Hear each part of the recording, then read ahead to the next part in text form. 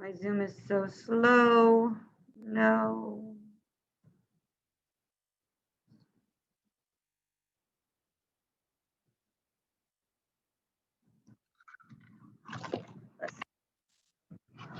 Is this PowerPoint notes right now?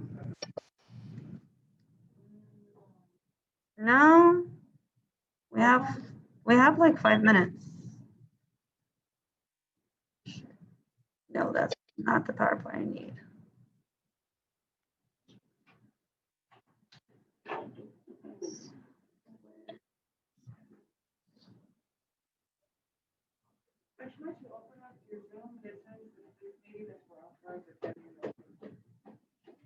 What?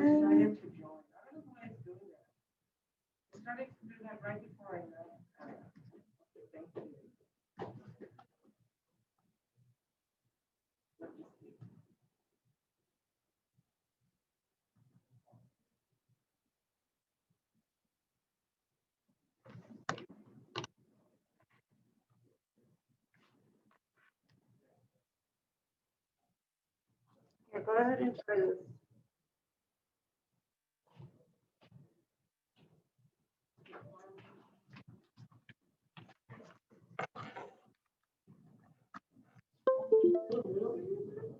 Huh?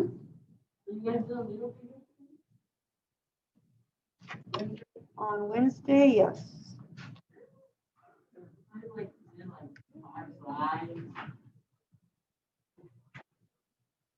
I don't even know. We'll see right now. I just pay attention to the.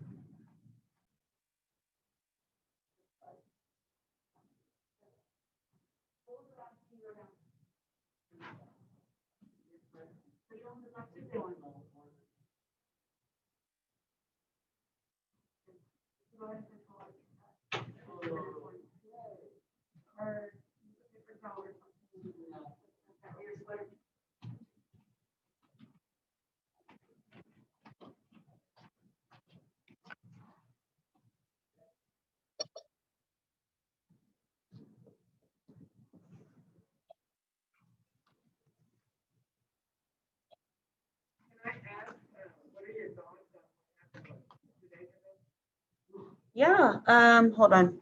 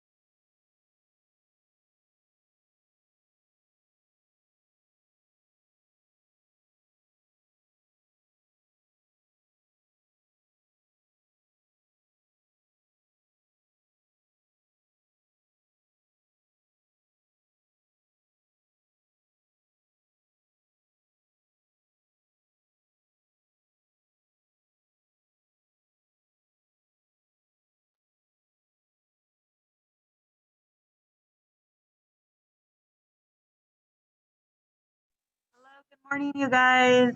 Here's the Pear Deck code. Go ahead and join it. We have 5 students on and we are missing 6. All right, 6 more students so we can get this started. The sooner the better, and then I can let you guys go. Well, of course, once we get through our lesson.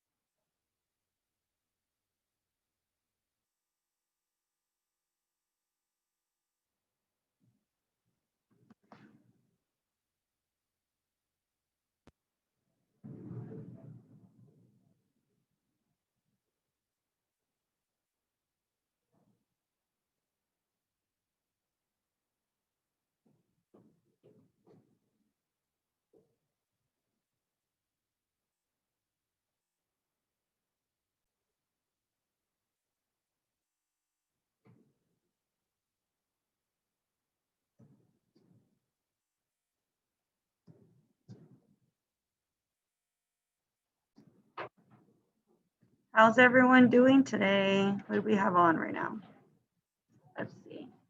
We have Victoria, Max, Susan, Giselle, Jaden, Christian, Lonnie, Steven, Chris, Miss Munoz, and Nicholas. Hope you guys are doing good. I was excited that it's finally Friday, back to the weekend. I'm sure some of you guys are like, oh, can't do this, you know, because your sleep schedule's being all messed up like mine, for an example.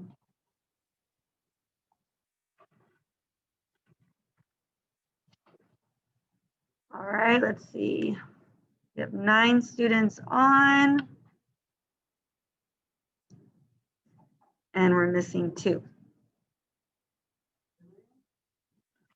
No, of course not.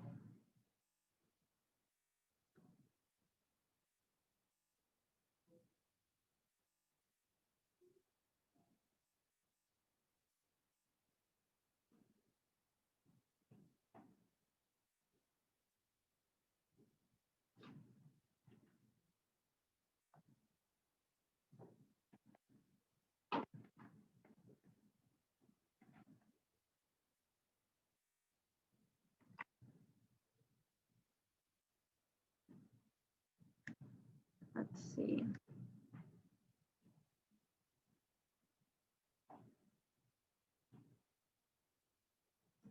We're missing Christian.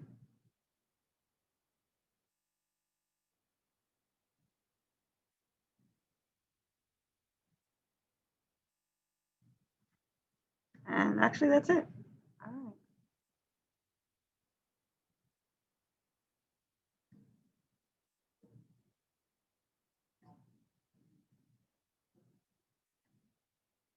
All right, guys, let's go ahead and get started. Let's see. So we began learning about the Great Depression Monday. This is now day 3. And I'm just going to skim. I'm not going to talk about all the stuff that we've already learned Monday because I don't want to just keep repeating myself. You guys should all know the causes of the Great Depression. And then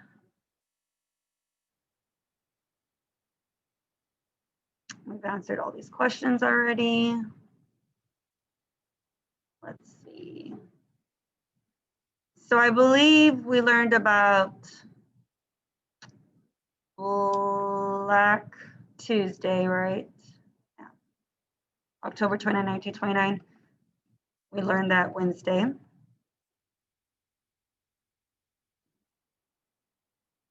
What are some other new things? Let's see. We talked about some facts about the Great Depression, that 25% of the country was unemployed, 24.9. And just 4 years before, it was 3.3. So that was a lot of people who lost their job in a matter of 4 years. We talked about how a lot of people who lost their job became homeless. A lot of people, a lot of men and young boys abandoned their families to look for jobs or just to be able to take care of themselves. We talked about a lot of those homeless people living in these little man-made neighborhoods off of the side of open road outside of the city and little shanty towns called Hoovervilles, named after the president. We mentioned that a lot of people, tons of people, had to every day find ways to eat, and charities offered food in the form of two ways, through bread lines and soup kitchens, right? Those are the two ways that people received food during the Great Depression. And I don't know if I show, oh, I skipped this video because it was kind of boring. All right, here we are, day 3.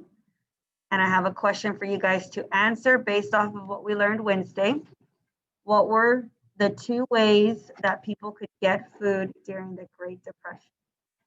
If you know at least 1, I will be happy with that. If you know 2, I mean, that's awesome. The 2 ways that people could get food during the Great Depression. Good job. Jaden, you're the first to answer, and all correct.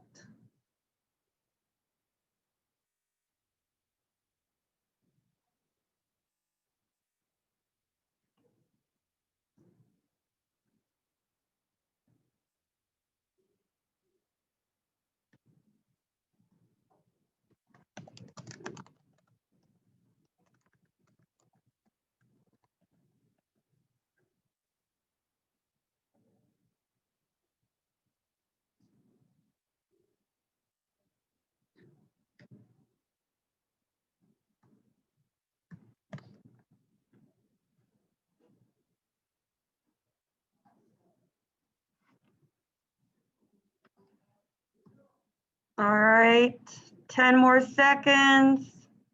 The 2 ways that people could get food offered by charities during the Great Depression.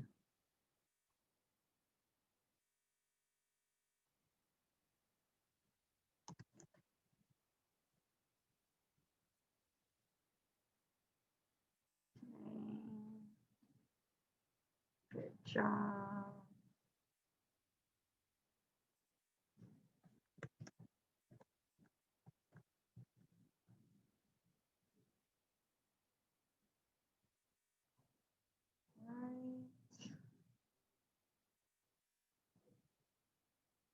All right, good job.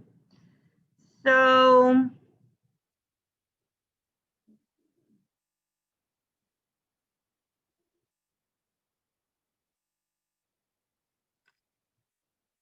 do not Google the answers, you guys. Some of you guys, in every class, not even lying, in every class I've had at least 1 student who has answered hunt. They hunted for food. Yes, that's how I know it was Googled.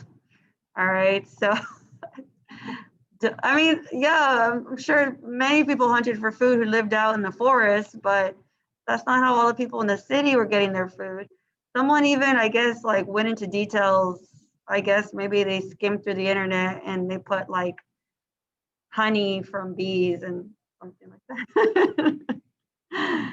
So anyways, if you don't know, you can put that on there. I'm not sure. Can you help me out? And I'll give you the answer, okay? But don't make yourself look dumb. All right. Thank you for trying, because you're like, well, at least I tried and I Googled the answer versus not answering. Okay, all right. Okay, so we are going to learn about the Dust Bowl. I'm gonna try not to spend that much time on it.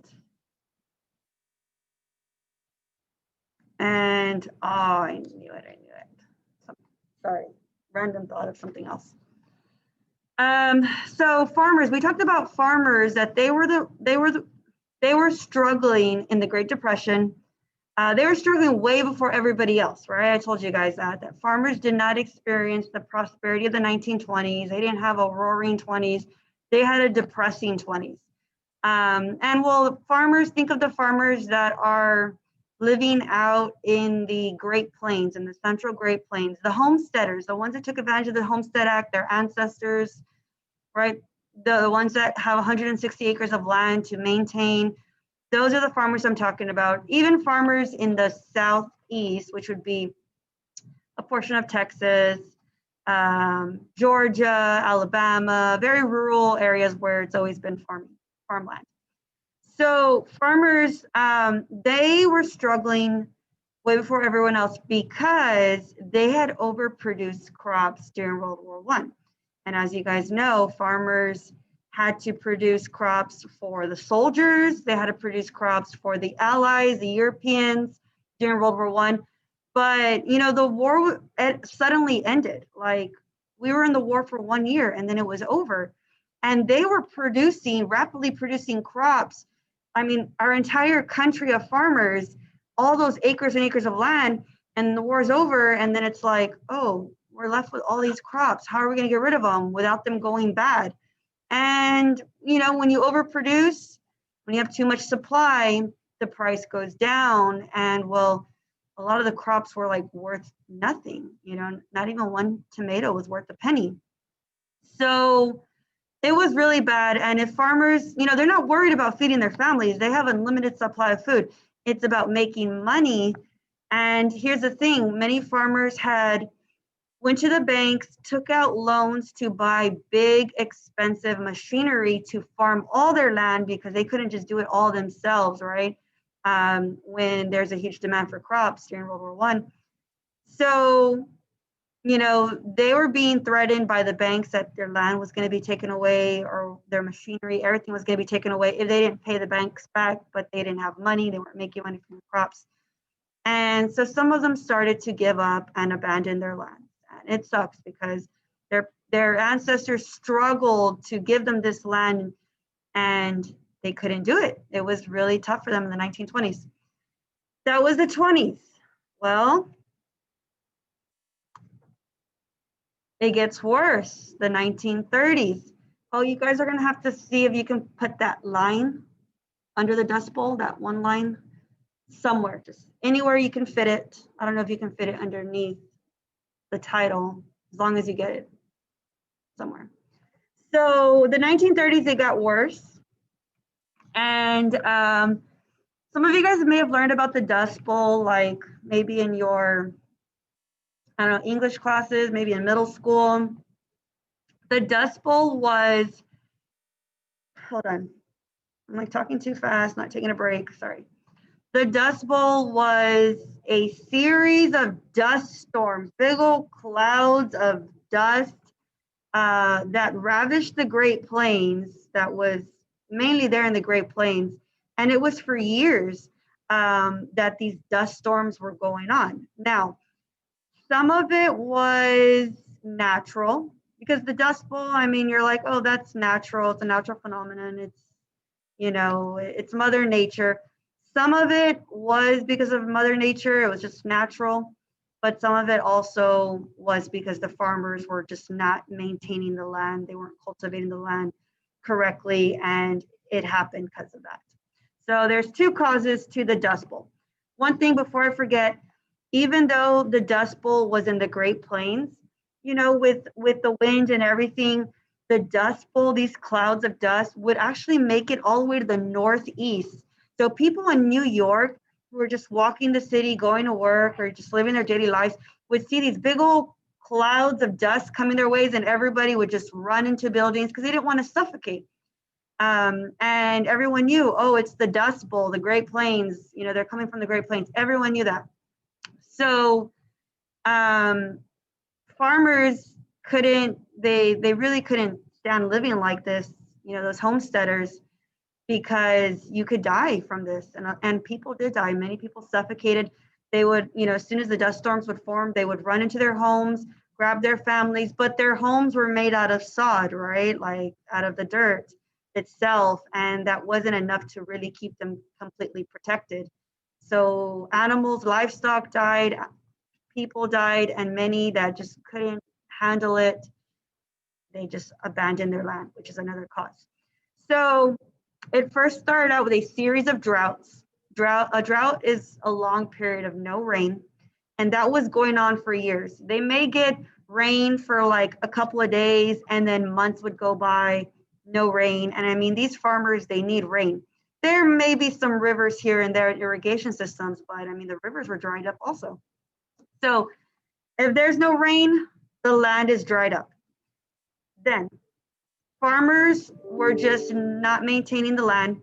One, they were overcropping the land. They had overcropped it during World War I. What does that mean? Like they were continuously, repeatedly just trying to farm the land without giving it a break. And, it dried up the land. Like you're supposed to, I don't know exactly, I'm not a farmer, but from what I know and what makes sense, you farm your land, but if it's drying up, you got to give it a break and give some of it a break, maybe do another portion of the land, farm that. I think you're also supposed to kind of burn the land and then it kind of refertilizes. They weren't doing that, but because of World War I, they're like, we got to make crops. Like I need to use all my land. I need to sell all my crops. And that's what happened. So they overcropped it. And then the effects were all throughout the 1920s and 30s that it was just dry. And then deep plowing. So they were digging straight, like deep into the land. And then when they would take out when they would pull the crop, sometimes it would pull the entire plant out of the grass out of the dirt with the roots and everything, and that would loosen the land. And then you already know that there's a lot of tornadoes, right? In the Great Plains, that's Tornado Alley. So you have all these little tornadoes, but with all this dry land and loose land, it created these dust storms, right? And then the farmers abandoned the land. That's another cause. They shouldn't have abandoned the land, but they didn't want to die. So you don't blame them for that, right? So this is how it looked. Pretty bad, right? And this was going on for years. Look at the effects in the bottom corner. That is an automobile under the dirt and farm equipment and everything. Like that is really bad. And then you can look at this picture with this, big old farm machinery. Like that's the type of machinery that they had to take out loans for. But you could just tell the dirt. I know it's black and white, but you could just tell that the dirt looks pretty dry and dead. A good example that I told the other classes, I was like, it's like women when they like constantly straighten their hair over and over again without giving it a break, right? Like eventually your hair is going to dry up and die and start to fall out, right? So same concept can be applied to farming. You keep on overcropping it, you're going to dry it out and it's just going to die and it's just not going to become worth anything, right? So here's the Dust Bowl area. So part of northern Texas, Oklahoma, Kansas, a little bit of Colorado, a little bit of New Mexico, but mainly this area right here, okay? But like I said, these clouds of dust, these storms would make it all the way to New York. Here's New York. Like there are stories of people that, would talk about that they could see it coming and everyone knew it's from there. So all the farmers who had escaped the Dust Bowl, who abandoned their lands and escaped, most of them went west to California to look for work. And the thing with that is that, they're not going to be able to own their own land like they did in the Great Plains. They'll be able to farm, they'll be farmers, they'll be able to work on someone's land, picking crops and doing things like that, but they're not going to be able to have their own land. And the reason why they went to California, they went west, is because California at that time in the 1920s and 30s was known for, it's kind of still is known for having acres and acres of land, and a lot of crops come from California. So these farmers were just hoping that they could make a living in California, at least just doing something like that. Yeah, they're not going to be self-employed. They're not going to have their own land, but they'll work in a field and they know how to take care of crops. They know how to plant and how to pick and things like that. So that's what they were hoping to do. Something was better than nothing. And these farmers that all left were given a nickname called Okies. Okies because most of them were from Oklahoma. They may have been from northern Texas or Kansas, but they were all given that name Okies. And Californians used to call them Okies. So whenever they would see like a Model T, like in this picture right here, filled with tons of stuff and, kids, and, you can identify a farmer easily. They're wearing jean overalls and, a hat and boots, and they have this accent like they're from, the Central Great Plains. And people would be like, oh, look at the Okies. The Okies are invading California. They're coming through, looking for jobs, looking to take our jobs. Now, some didn't have vehicles and had to just walk, but some had vehicles, but the vehicles would break down because, these are automobiles. These are Model Ts from the 20s and 30s. I don't know if they could really go an entire trip from like Texas to California, right? So here's a question for you guys to answer. Where was the Dust Bowl located? What part of the country? Give me the name of the region. If you know the name of the region, that's great. That's the answer I'm looking for. If you can tell me some of the states because you don't know the name of the region, then I will accept that.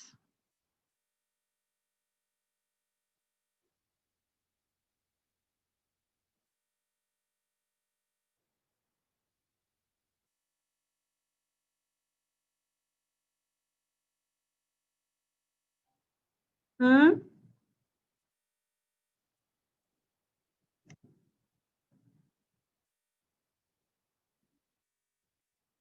Okay, we got some good answers. What do we call that region in the central part of the United States that has all that flat grassland, even though it was really dry at this time?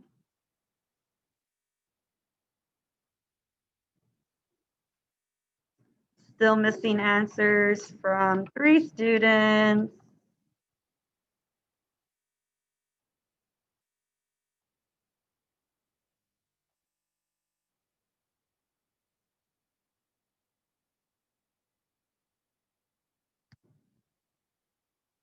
Right.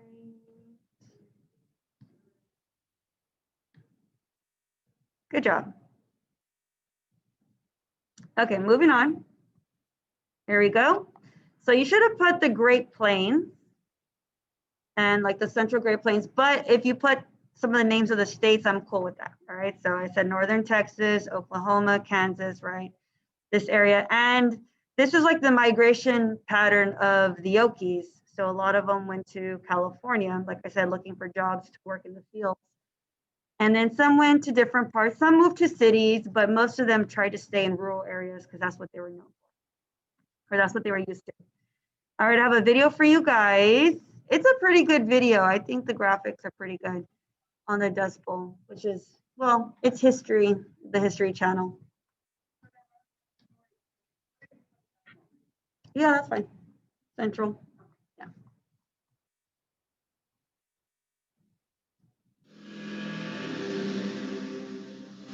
1934, darkness falls across America.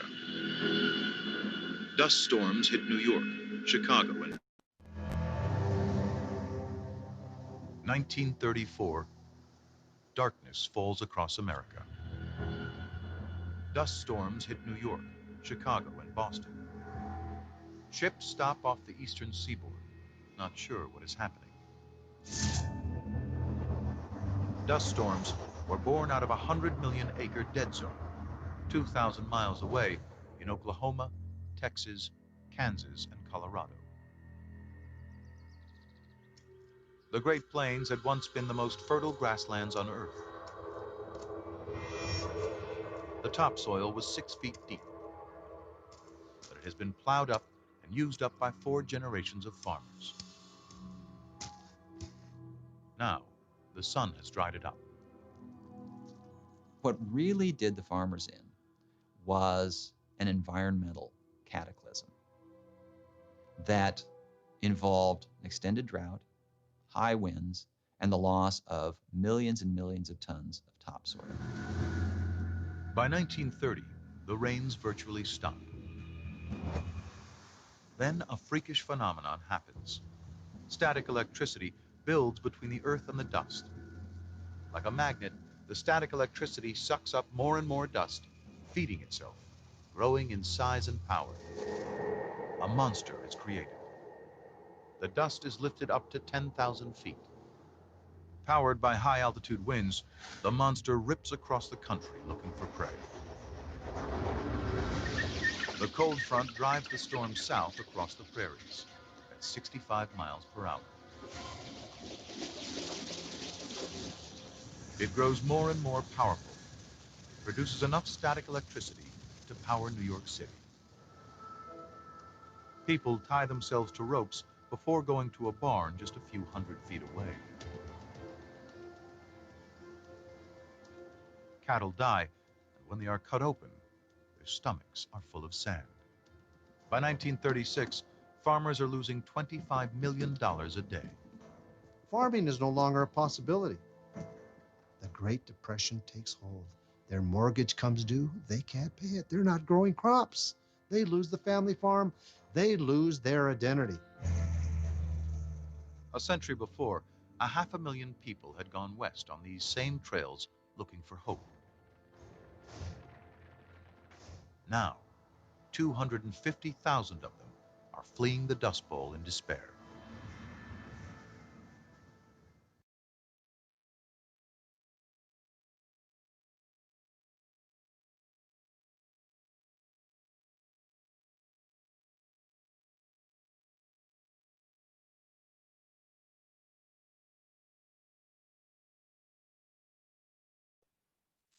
All right, back to our PowerPoint. I have a question for you guys to answer. What was the name that was given to farmers who left the Dust Bowl area? This one's easy. Abdul, let me mute this.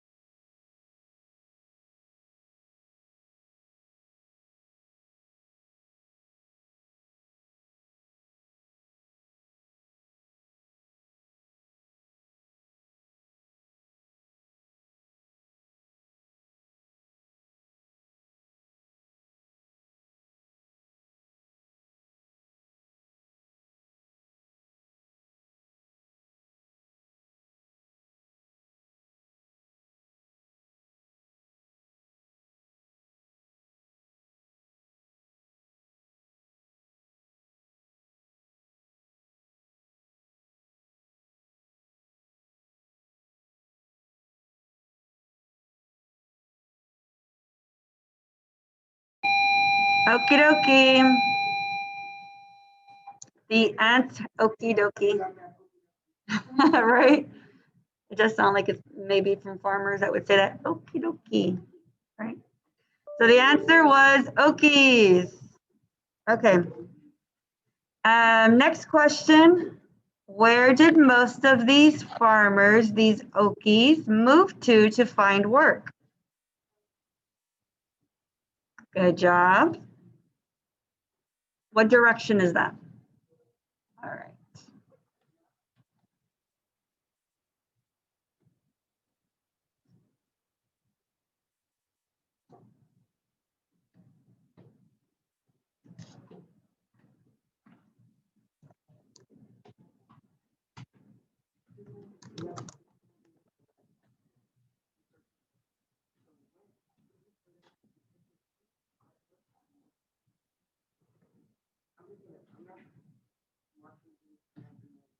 All right.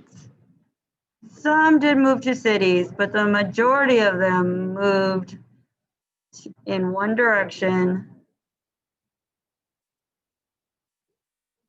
to, and a lot of them went to one specific state.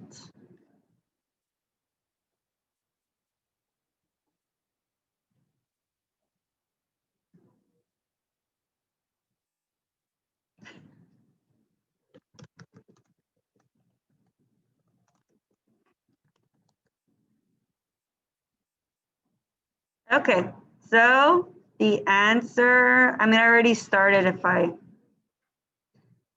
read your response and it's correct. The answer is west or to California. All right, you should have put one of those two answers. Good job. All right, let's kind of rush through this now. So I talked about Herbert Hoover already, the president, how he got a bad reputation for not doing enough. Now, the reason for that is I told you guys that this depression was new. Our country had never been through a really big economic, recession downfall like this, right? I mean, it's called Great Depression for a reason. We had little recessions, and that's kind of how the economy is. It goes up and down, and usually the economy does fix itself like everyone knew. But, we had that laissez-faire economy where the government just didn't monitor the economy, wasn't involved, and let businesses do as they choose. And they usually were the ones that would fix the economy. That's how it works. But then it just didn't. It didn't fix itself. It got worse and it got worse. And then everyone blamed the president, and then the president didn't know what to do. The government, not just him, but all the government officials were like, how do we do this? Like, we have people that have lost their job, businesses are closing, banks are closing, stock market crash, people are starving to death, families are abandoning each other. Like, what can we do? So really quickly before I forget, Hoover had this idea, and he felt like Americans were very, very tough, very strong, like a rug, and like a thick rug. And that's where he got the idea of rugged individualism. And he said Americans are very rugged, they're very tough, and they will pull themselves out of this. But like I said, it got worse, and that wasn't the case. We needed the government to help us out. And the government never gave money out. Like today with the pandemic, we're getting stimulus checks here and there. The government's providing unemployment payments to anybody who lost their job. Like there's all types of help from the government. None of that existed before the Great Depression. Giving money to people, offering this, like none of that existed. And you don't have it? Oh, that's fine. It's okay. And what do you mean, oh, wow, you want to write it all? I just forgot to paste it on your notes, but it's fine. And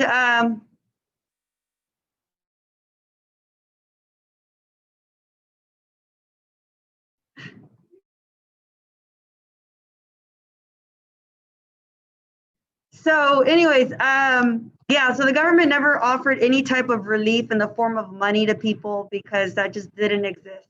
So it was after the Great Depression that the government started to become involved, started to give money, started to give benefits to the people, and this and that. This was definitely a turning point for our country in the relationship between the government and the economy. All right, so Herbert Hoover, once the government did realize that the economy wasn't going to get better and that they had to do something, like I said, this is new for them, they started to implement some policies and programs to help the economy, but none of it was enough. So they were like, okay, let's try to create jobs. How can we create jobs? So they started they decided that dams that provide water and electricity for people in different areas, they said, well, let's start these public projects because that will create jobs, all right? And then that will also help those towns that are underdeveloped. All right, cool. That wasn't enough though. And then there's some other emergency relief and stuff, but they never gave money to people or checks or anything like that. So the one thing that you have to know about Herbert Hoover is this one in bold, the Reconstruction Finance Corporation, which you have a whole slide on. You're going to have to know laws. You're going to have to know programs, policies. And next week, you're going to learn a whole bunch. maybe not a whole bunch, but you're going to learn like 4 or 5 of them under Franklin Roosevelt. This one is Herbert Hoover, the Reconstruction Finance Corporation, the RFC. So, and if you pay attention to the title, you can kind of figure it out, all right? So Reconstruction Finance Corporation, finance having to do with money, like providing money, but mainly like through a loan or, you know, something like that. So finance is a money word, a money term. And then reconstruction, to like rebuild, all right? So rebuild, you know, providing money to rebuild, right? So, like I said, the government didn't believe in giving money and they refused to give money to the people. So, but they figured if we give money to businesses, but in the form of loans, that means that the businesses will have to pay the money back to the government. If we give money to the businesses, then they can go ahead and open up again and they can hire people again, and then they can increase people's pay and hours because they'll have the money to do it if we give it to them. And then the economy will go back to normal. That was our strategy. It's a good strategy, but they had a very, very tight budget. They only lent out $238 million. 238. You guys know what our last bill was that was passed that provided, you know, the $600 stimulus checks and, you know, other types of stuff? That was in the billions. And this is 238 million. This is not much to provide money for banks, railroad companies, and small businesses. Now, if they failed completely, they didn't get any money. But if they were struggling and on the verge of failing, then they were able to get the money. Remember, it's a loan, right? They have to pay back. So that 238 million went like that. And then the government refused to increase the budget. They kept on, you know, trying to vote. Should we increase the budget? You know, this is not enough. People are still without a job. Businesses are still struggling. And they wouldn't because they didn't want to get into a lot of debt. And it was bad. So it was a failure, a complete failure, the RFC. So I have a question for you guys. It's multiple choice and there's only 3 answer choices. What did the Reconstruction Finance Corporation do? What did it do? Did it A, give money to people who had lost their home so they can construct a new home? Did it give loans to banks, railroad companies, and small businesses? Or did it provide shelter for homeless people? Let's see.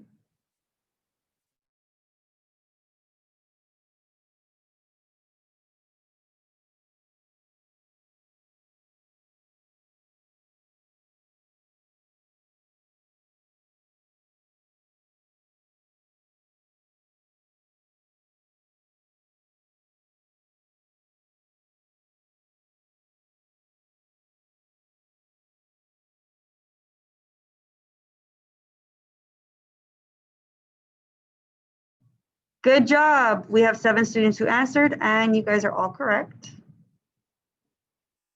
Okay. And you should have gotten B. It gave loans and it gave loans to, remember, they didn't believe in giving money or shelter or anything like that. Charities were the ones doing things like that, right?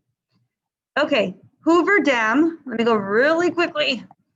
The Hoover Dam, as you should know, a dam is like a man-made reservoir, and it could provide water to an area that doesn't have water, access to water, clean water, and it could also provide hydroelectricity. So electricity, and I don't really know all the science and math behind it and engineering behind it, so I'm not going to explain more than that. But you get the idea. What's cool is that, okay, so if you look at this picture, you can tell that this is in the middle of the desert, right?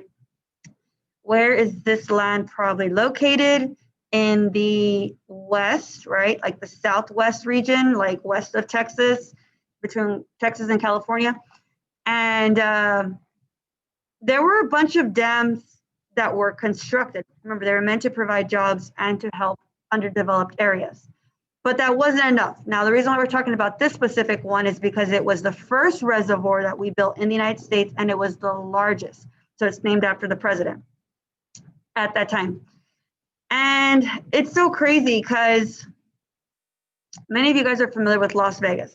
How many of you guys have been in Las Vegas? You can put it in the chat. Las Vegas, Nevada. Or you've seen it on TV and you know how Las Vegas looks. I mean, it's all like lights, building, fast pace. You know, it's Sin City, right? People don't sleep at all. Like they're just up all night having fun and stuff.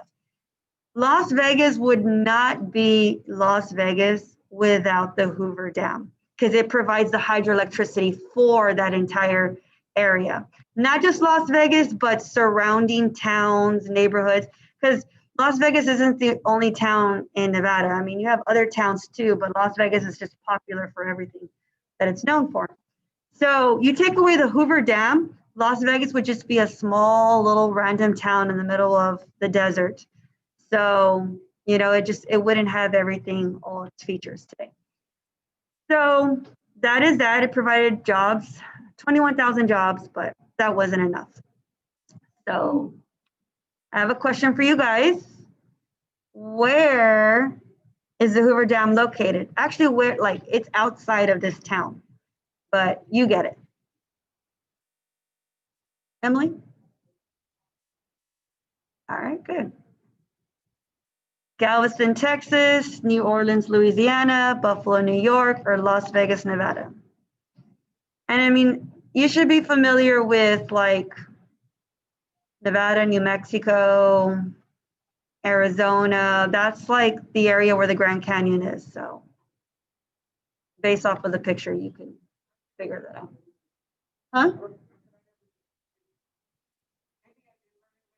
Huh? Yeah. One time, a few years ago, my husband and I, we were flying to Las Vegas, you know, on a trip. And it's like a 2.5-hour flight from San Antonio. I fell asleep the majority of the trip. And I like woke up and I was like, are we there yet? And I look out the window, no lie, the Hoover Dam. We were flying over the Hoover Dam. I think it was like the history instinct in me, history teacher, like, this is something historic, you gotta wake up. And I was like, why? What the Hoover Dam? Like, that was so crazy. Yeah, it's huge. And yeah, it's a tourist site. People can go and visit. I had a student last period who said that he's been there. Yeah, it's a little outside of Las Vegas. Yeah. All right. Good job to everybody who got the answer, which 6 out of 7 of you guys should have answered Las Vegas, Nevada. Okie dokie. Really quickly, the Mexican Repatriation Act.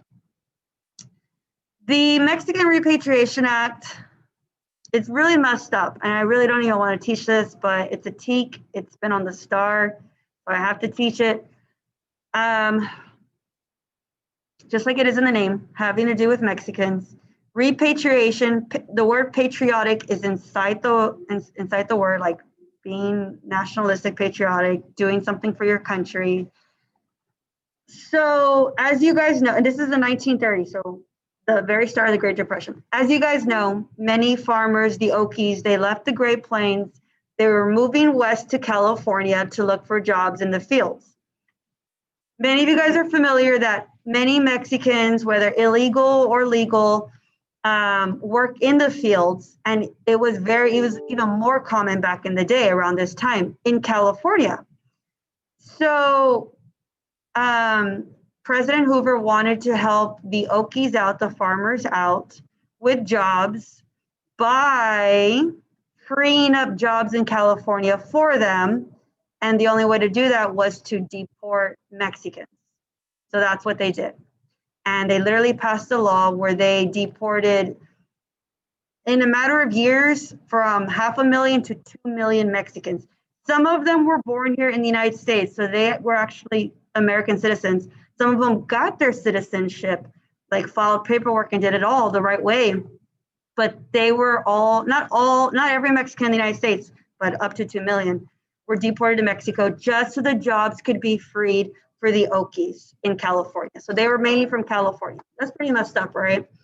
I mean, like they literally, and the name, like Mexican repatriation, like be patriotic, you know, like help your home country out, go back and help them more, and you know, something like that. That's kind of how they saw it. But Hoover did this, President Hoover. Now, one thing I'm pretty disappointed about is that, I mean, this, of course, this law is disappointing in general, but the next president that came after, the famous Franklin D. Roosevelt, FDR, my favorite president in history, he supported this and he actually continued it. Like he didn't reverse the law, he continued the law. Yeah. So that is one thing I'm pretty disappointed about FDR. So I will show you guys the video later on this, but go ahead and answer this question really quickly. You're gonna have to fill in the answer. Why were Mexican Americans deported to Mexico under the Mexican Repatriation Act?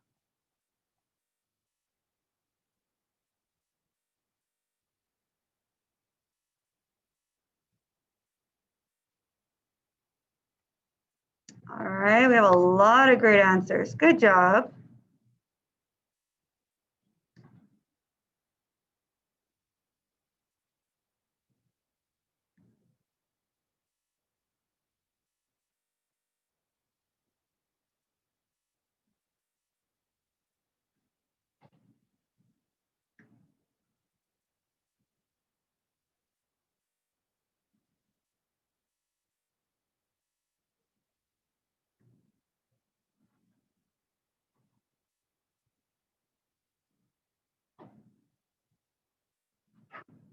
Okay, so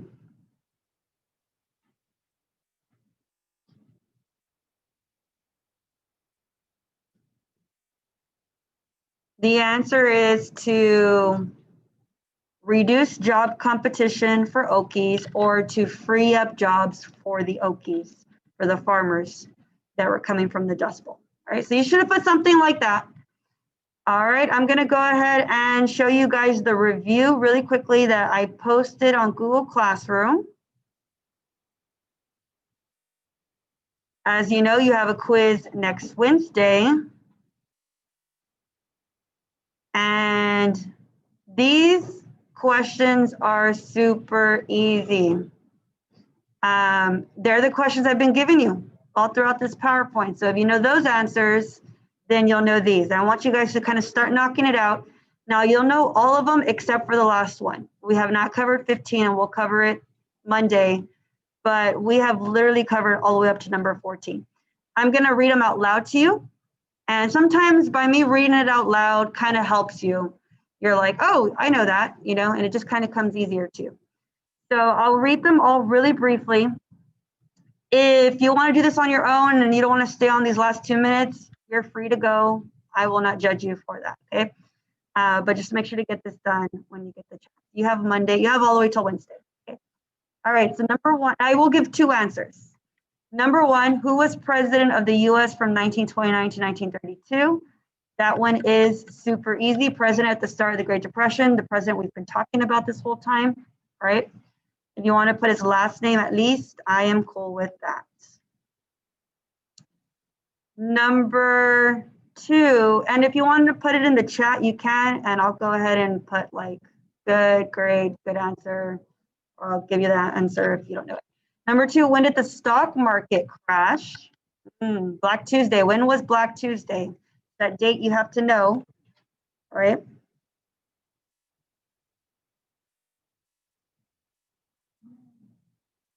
Number 3, for the stock market crash, put the day, month, year, please. Day, month, and year.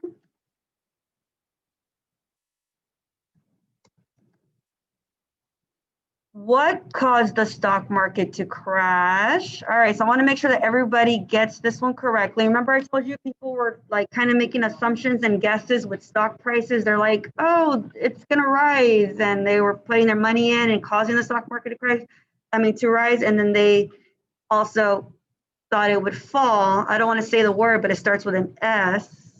You guys know it? When they try to guess if it's going to, with an S. Speculated. Speculation is what caused the stock market to crash. So speculation in the stock market with prices, right? That's number 3. If you put speculation by itself, I'm okay with that. That's the word I'm looking for. Number 4, what is a term that means when people all rush to the bank at one time to take out their money? All right, you should know what that is. I'm not going to give you that one because that one is easy. Number 5, what caused U.S. trade to decline with other countries after 1930? The name of that tariff that's named after the 2 senators, I want the name of that tariff for number 5 that caused trade to decline.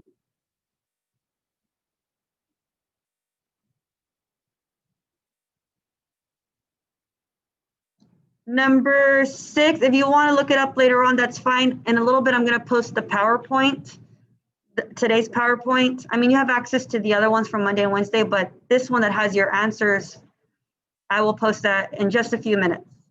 Number 6, what was the highest that the unemployment rate reached during the Great Depression? The highest that the unemployment rate reached, that percentage, we talked about it.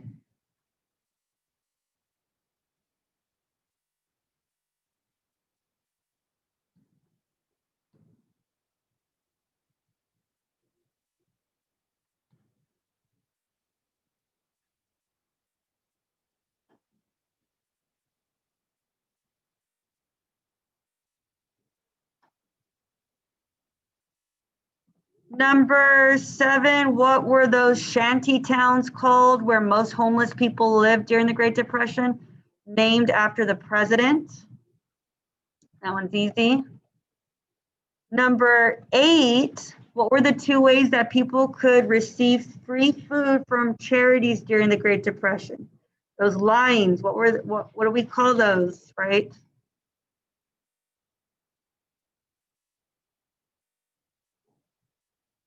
The 2 ways that they could get food during the Great Depression. Number 9, what was the Dust Bowl? How would you describe the Dust Bowl? You could just give me like a simple sentence. Make sure to include the location, right? It was basically a series of dust storms that ravaged the Great Plains, right? Give me something like that. And if you don't finish it today, it's okay because we're going to do some of it Monday too. Like I'll give like 10, 15 minutes Monday also. Number 10, what poor farming practices caused the Dust Bowl? Okay, so that's the one I was going to give you. I want to make sure that you guys get it. What were farmers doing that actually caused the Dust Bowl? That is deep plowing and over cropping. Like they were just continuously cropping, farming the land, not giving it a break, drying it up, and then digging too deep into the land, and it loosened it up. 11, what was the name given to people, farmers who left the Dust Bowl area and moved west in search for jobs? That nickname that was given to those farmers, yes.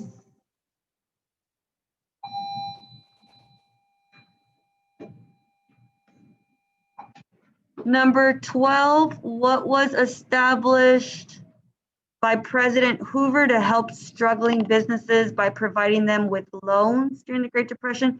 So that one, I don't want to say law, but created like a group of people to do this. You could put the abbreviation down, but he was giving out loans, remember, to the businesses, to banks, and it just wasn't enough and it failed. What was the name of that law? Well, it's a corporation, but you get it.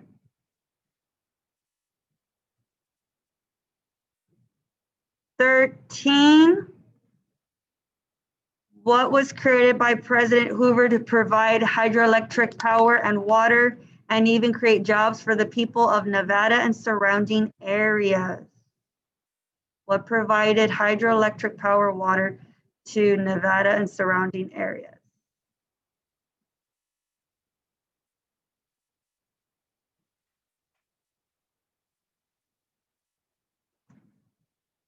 And then number 14, Why did President Hoover deport Mexicans to Mexico despite some having U.S. citizenship?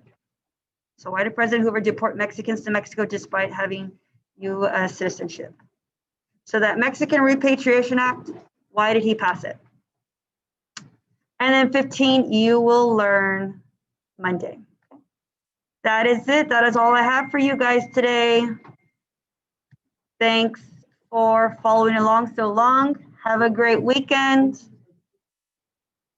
Message me if you guys need any help with anything, okay? Bye.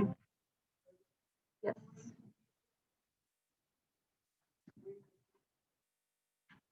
Bye, Max. Have a great weekend.